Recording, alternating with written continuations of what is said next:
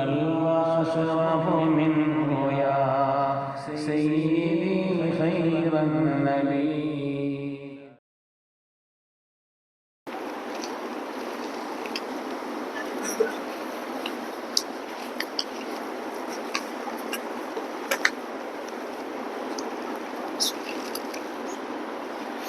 السلام عليكم ورحمة الله وبركاته.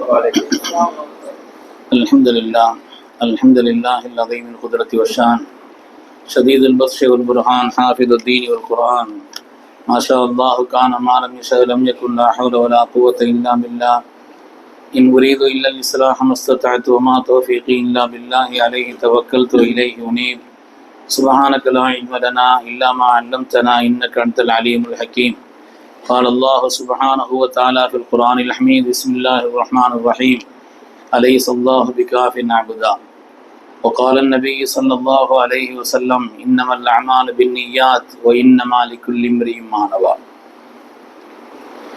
سبحانك لا علم لنا إلا ما علمتنا إنك أنت العليم الحكيم. கண்ணியமிக்க முஃமினீன்களே, அல்லாஹ்வின் நல்லடியார்களே, அருமை நாயகம் ஸல்லல்லாஹு அலைஹி வஸல்லம் அவர்களின் பாக்கியம் நிறைந்த உம்மத்துமார்களே, ரப்பு சுப்ஹானஹு வ தஆலா அவனுடைய மேலான கட்டளையை ஜும்ஆவுடைய ஃபர்தை நிறைவேற்றுவதற்காக ஒன்று சேர்ந்திருக்கக்கூடிய நம் எல்லோரையும் அல்லாஹ் கபூல் செய்தருள்வான். ரப்பினுடைய மேலான திருப்தியை நம்முடைய வாழ்வின் லட்சியமாக கொண்டு இந்த உலகத்தில் அதற்கு ஏற்ப வாழ்ந்து காண்பித்த வல்லல் முஹம்மது ரசூலுல்லாஹ் ஸல்லல்லாஹு அலைஹி வஸல்லம் பரிசுத்தமான வழியில் நின்று இரு உலகத்திலும் வெற்றி பெற்ற சாலிஹீன்கள், அருளாளர்கள், வலிமார்கள், நாதாக்கள், நல்லோர்களின் கூட்டத்தில் அல்லாஹ் தஆலா நம்மையும் நம் சந்ததிகளையும் கபூல் செய்தருள்வான். கண்ணியமிக்க முஃமினீன்களே, உலக வாழ்வில் தனி மனிதர்களுடைய வாழ்வானாலும், குடும்ப ரீதியான வாழ்வானாலும், சமூக ரீதியான வாழ்க்கையிலும் இன்று மன உளைச்சலுக்கும் மன அழுத்தத்திற்கும் சோர்விற்கும் அதனால் மனரீதியான பல நோய்களுக்கும் ஆட்பட்டிருப்பவர்கள் அதிகம். யாரை கேட்டாலும் சரி, பல்வேறு விதமான மன உளைச்சல்கள், ஏதோ ஒரு அழுத்தம், ஏதோ ஒரு நிலை, சொல்லும் விஷயங்களை கேட்டுக்கொண்டிருக்கிறார்கள். என்ன சொன்னீங்க அப்படிங்கிறாங்க. கவனங்கள் போல வேற எங்கேயோ இருக்கிறது. மனதை ஓர்முகப்படுத்துவதற்குண்டான இயலவில்லை. எதை பற்றியோ சிந்தனை மனதிலே. அப்படிப்பட்ட பல்வேறு விதமான பாரங்களை கொண்டு மனிதர்களிலே பல பேர், இதிலே படித்தவர்கள் படிக்காதவர்கள் என்று விதிவிலக்கில்லை, விவரம் தெரிந்தவர்கள் பெரிய அறிவாளிகள் என்று இதிலே விதிவிலக்கில்லை, அதே போல பணக்காரர்கள் ஏழைகள் என்றும் இதிலே அளவுகோல வித்தியாசம் இல்லை, ஆண்கள் பெண்கள் என்று வித்தியாசம் இல்லை, இதே போல இளைஞர்கள் சிறுவர்கள் முதியவர்கள் என்று விதிவிலக்கில்லை. யாரை கேட்டாலும் பெரும்பாலானவர்களிடத்திலே இப்படிப்பட்ட ஒரு மன அழுத்தம், மன உளைச்சல், பல்வேறு விதமான மன ரீதியான நோய்கள். அப்படி மன அழுத்தம் இருக்கும் பொழுது வரக்கூடிய மன நோய்கள், டென்ஷன், எதை பார்த்தாலும் ஒரு டென்ஷன் ஏற்படக்கூடிய ஒரு நிலை. அதனால இப்படிப்பட்ட ஒரு நிலை உலகத்துல 5 இல் 2 பேர் பெரும்பாலும் இப்படி இருக்கிறார்களாம். மொத்த நிலையில 5 ல் 2 பேர் ஏதாவது ஒரு பிரச்சனை. எப்படிங்க இருக்கிறீங்க? அல்ஹம்துலில்லாஹ் என்று சொல்லக்கூடிய மோமின்களிலே குறைவானவர்கள் இருக்குது, பரவாயில்லை, நல்லா இருக்குது, ஆனால் ஒரு ஆனால் இருக்குது பின்னால. இப்படி எதை கேட்டாலும் மன அளவிலே மன அழுத்தத்தோடு இருக்கக்கூடிய மனிதர்கள் பெரும்பாலானவர்கள் இருக்கிறார். இதுல அவங்க இவங்கன்னு சொல்லி விதிவிலக்கானவர்கள் இல்லை. பெருமையானவர்களே, கண்ணியமானவர்களே, எல்லா மட்டத்தில் உள்ளவர்களும் எல்லா நிலையில் உள்ளவர்களும் இப்படிப்பட்ட ஒரு நிலையில் இருக்கிறார். நல்ல தரமான உணவு, தேவையான அளவிற்குண்டான உடை, வசதியான வீடு, அழகிய வாகனம், போதிய வருமானம், இது எல்லாம் இருந்தும் நிம்மதியா இருக்கிறார்களா? எல்லாம் இருப்பவர்கள்.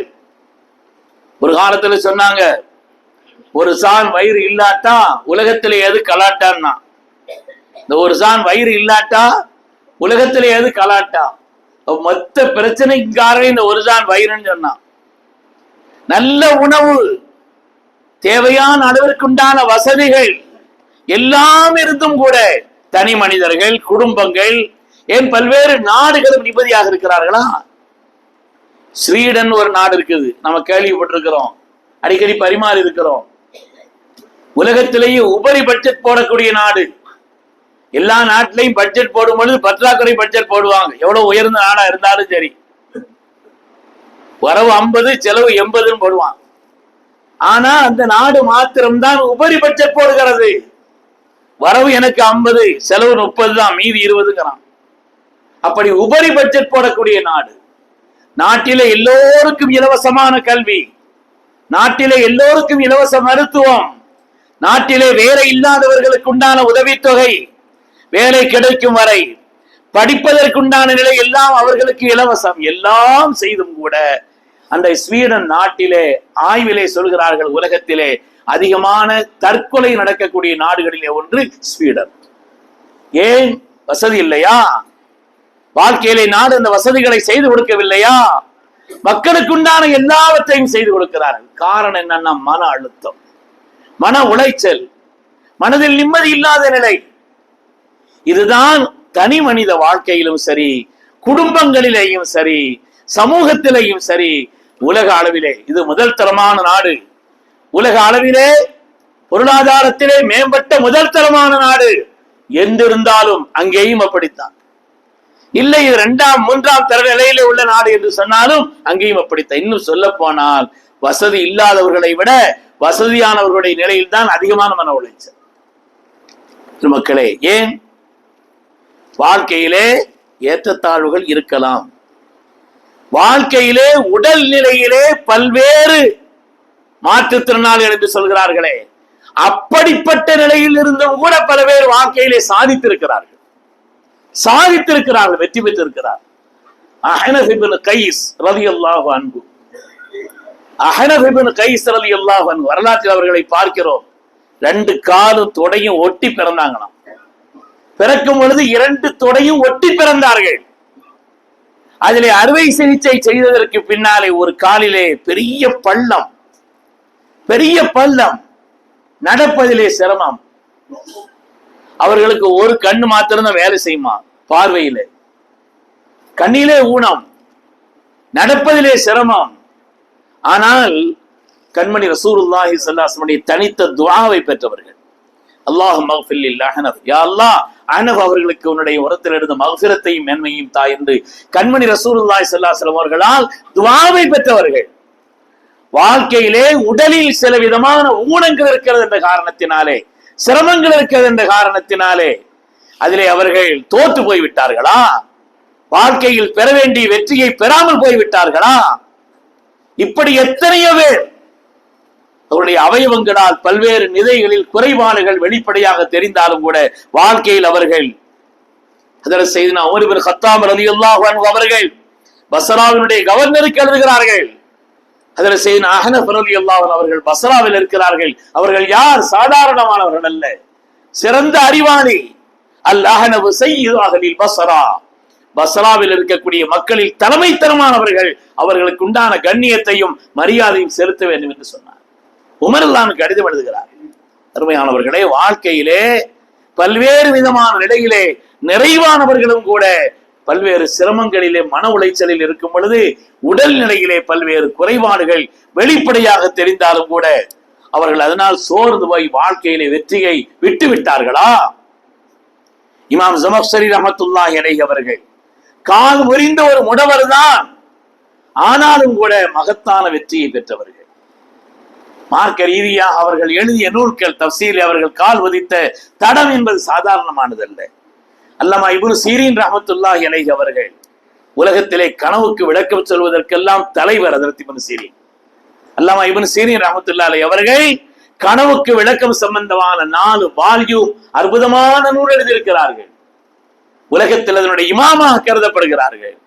ஆனால் அவருடைய வரலாற்றிலே வாழ்க்கையிலே பார்க்கும் பொழுது காது கேட்காதவர்களாக இருந்தார்கள், காது கேட்பதில் குறைவுள்ளவர்களாக இருந்தார்கள். அதனால் அவர்கள் வாழ்க்கையில் தோற்று போய் விட்டார்களா? தன்னம்பிக்கை இழந்து விட்டார்களா? பெற வேண்டிய வெற்றியை பெறாமல் இருந்து விட்டார்களா?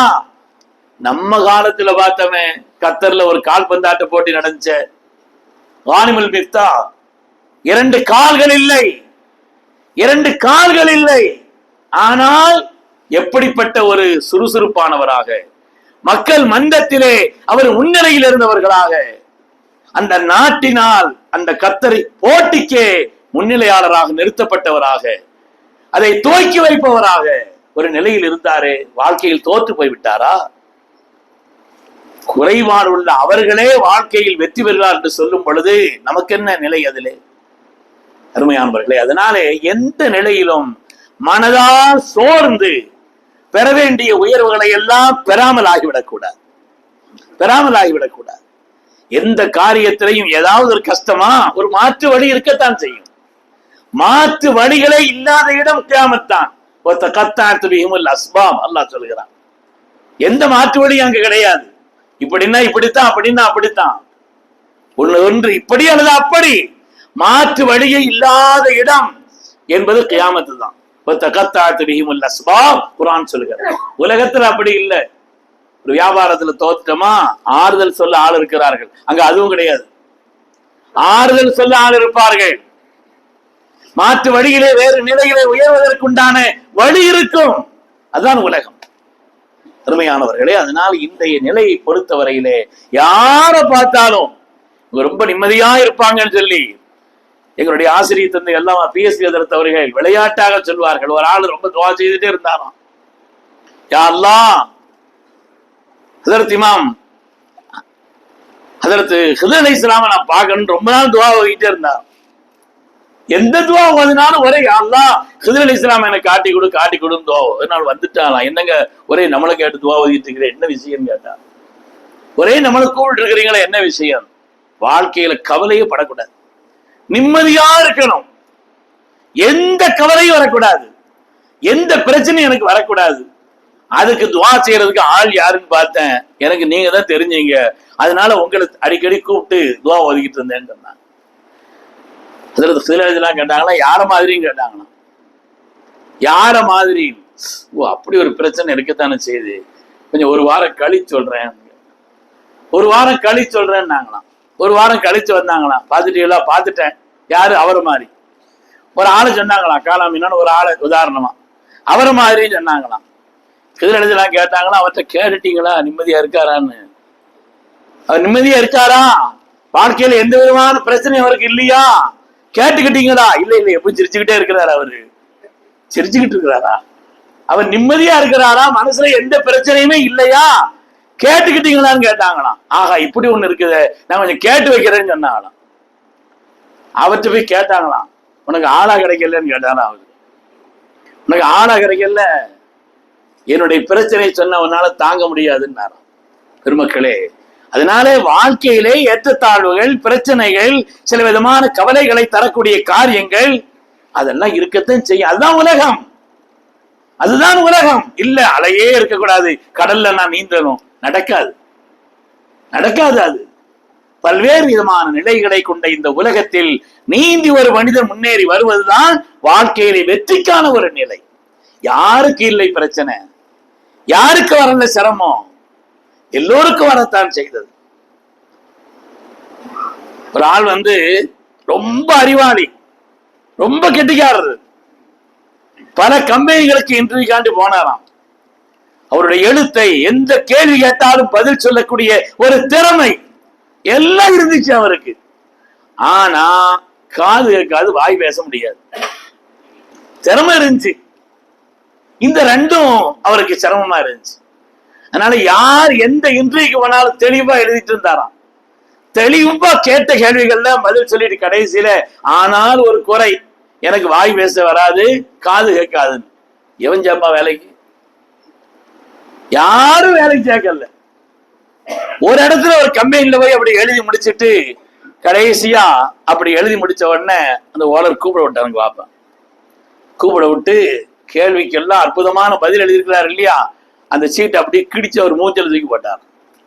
அது அப்படியே கிழிச்சு மூஞ்சல் தூக்கி போட்டான். அவனுக்கு சரியான கோபம், எவ்வளவு தெளிவா எழுதியிருக்கிறான், இப்படி மூஞ்சல் தூக்கி போடுறாருன்னு சொல்லிட்டு சொன்னாரா, இது இப்படி எழுதக்கூடாது, எல்லாத்தையும் எழுதி முடிச்ச பிறகு கடைசியாக நீ எழுத வேண்டிய வாசகம் என்னவென்று சொன்னால், இங்கே நான் வேலை செய்யும் பொழுது வீண் பேச்சுக்கள் பேச மாட்டேன், வீண் அரட்டைகள் அடிக்க மாட்டேன், வேலையில் கவனமா இருப்பேன். என்ன, எனக்கு அரட்டை அடிக்க முடியாது, வீண் பேச்சு எனக்கு வராது. காரணம், நான் ஒரு வாய் பேச இயலாதவர். அது மாதிரி வேலை எனக்கு கொடுத்தால் அதிலே முழு கவனத்தோடு நான் இருப்பேன். வேறு சத்தங்கள் கூட என்னை பாதிக்காது, காரணம் எனக்கு காது கேட்காது. அதனால வேலையை கவனத்தோடு செய்வேன். அப்படி எழுது, உடனே வேலை கிடைச்சு. வாழ்க்கையிலே எந்த ஒரு காரியத்தையும் மாற்று தன்மை கொண்டு பார்ப்பதற்கான ஒரு பார்வையும் இந்த உலகத்தில் இருக்கத்தானே செய்கிறது. கியாமத்தில் இல்லை, அங்கே எல்லா விதமான வழிகளும் துண்டித்து போகக்கூடிய இடம். அதனால வாழ்க்கையில எந்த நிலையிலும் சோர்ந்து விடக்கூடாது. இன்னைக்கு உலகத்துல பார்த்தா அந்த ஒரு சோர்வு தான். சரி, அதை நீக்கிறதுக்கு வழி என்ன சிறத்து, அது சொல்லுங்க. எல்லாம் இருக்குது, அப்படி இருக்குது, இப்படி இருக்குது, உலகத்துல அப்படி இருக்கு, ஸ்வீடன் அப்படி இருக்குது. அதை நீக்கிறதுக்கு உண்டான வழி என்ன?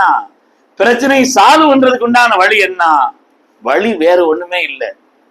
ஒரு சேட்டலைட் ஒரு ஆள் உருவாக்குறாரு, ஒரு விமானம் பறந்துகிட்டு இருக்குது, கண்ட்ரோல் ரூமோட தொடர்பு இருக்கணும்.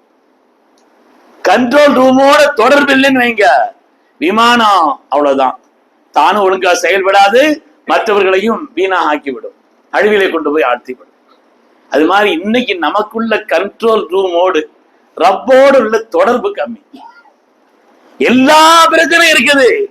அல்லாஹோடு உள்ள தொடர்பும் ரப்போடு உள்ள தொடர்பும் நம்முடைய காரியங்களை எல்லாம் அவரிடத்தில் சொல்லி ஊரை சொல்லி ஆடுகிறோம். சொல்ல வேண்டியவற்றை மட்டும் சொல்ல மாட்டேங்கிறோம்.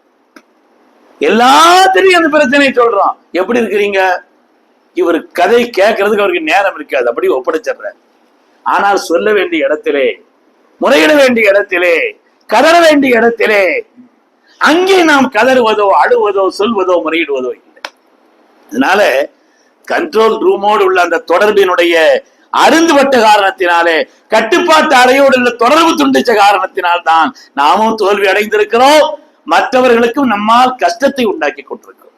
அருமையான பெருமக்களே, அதனாலே வாழ்க்கையிலே பல்வேறு விதமான ஏற்றத்தாழ்வுகள், உடல் உபாதைகள், பல்வேறு பிரச்சனைகள் இருந்தும் கூட உன்னதமான நிலைகளை பெற்றால் என்று சொன்னால் ரப்பினுடைய தொடர்பை அதிகப்படுத்தினார்.